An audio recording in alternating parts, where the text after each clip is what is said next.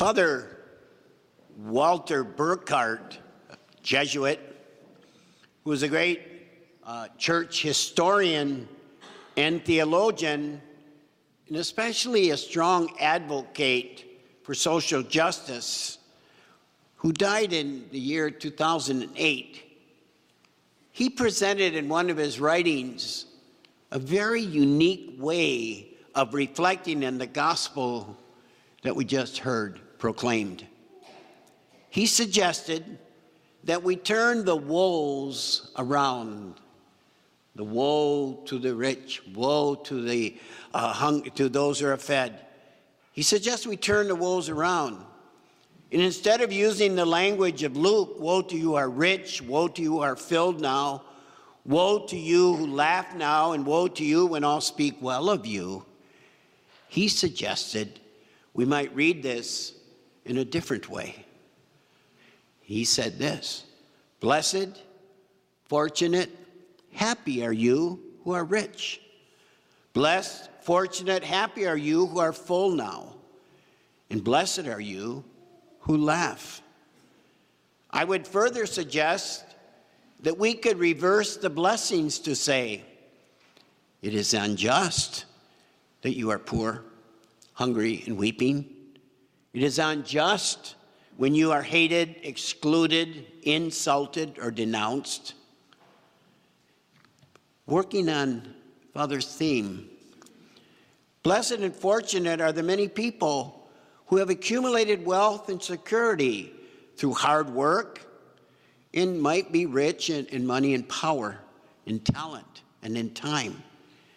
Because of that blessing, they can do so much to help the poor, can help lift the yoke of the oppressed, and be a voice and advocate for justice. Those who have been blessed with wealth and power must realize that they are stewards, that whatever they own, they hold in trust. The rich are blessed if they have the mind of the poor, the mind of Christ. They can employ their power for peace, their wisdom to reconcile, their knowledge to open horizons, their compassion to heal, their hope to destroy despair. Blessed and fortunate are those who are well fed and able to reach out and serve others, who are strong enough to give time at working at centers for the hungry, the homeless, refugee safe houses and shelters for battered women and children.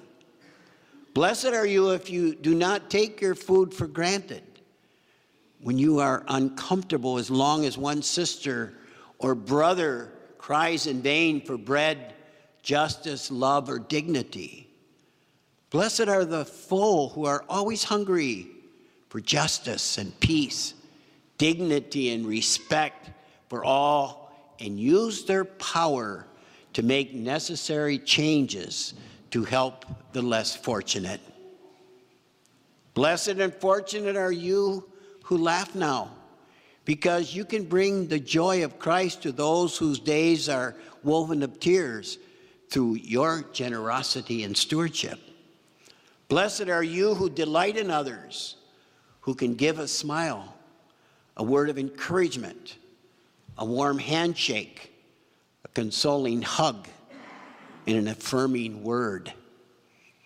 In biblical tradition, poverty is never an indicator of blessedness. We hear that today, don't we? Blessed are the poor. But in scriptural language, Jesus had a whole different reason for saying that. Poverty and suffering is always regarded as an evil. Jesus always showed a special love for the poor, the underdog, and the so-called outcast of society. He came to bring them good news and challenged his followers to do the work of ending injustice, prejudice, racism, economic bondage, and all forms of discrimination. We as followers of Christ can only say, blessed are the poor, when they are treated with dignity, given employment and just wages, equal opportunity to better their lives. We can only say, blessed are the hungry when they are fed and able to feed themselves, because they are working, are able to care for their families and feed their families with love and attention. People who have all that they need, and I think of my blessings, and I'm sure you do too. I mean, I'm blessed. And when I think people who have all that they need, who are filled, who are not hungry, who are joyful, should avoid the trap of thinking that everything is the way it should be, to get too comfortable with that and say, well, that's the way it is. It might be that way for them, but God's vision says that it must be that way for everyone. The temptation of wealth and satisfaction is that we can conclude that if we are satisfied, then all is as it should be. What God's vision of the kingdom tells those who are blessed is this: you must use your blessings so that others might be blessed also. You cannot be satisfied until everyone is satisfied, that you are not truly fed, that you are not totally where you should be, until all people can participate in the necessities of life, until all people have access to food, shelter, education, and health care. This is the vision God sets out. Good things for all those who are part of humanity. As followers of Jesus, I would hope that that would be our vision too.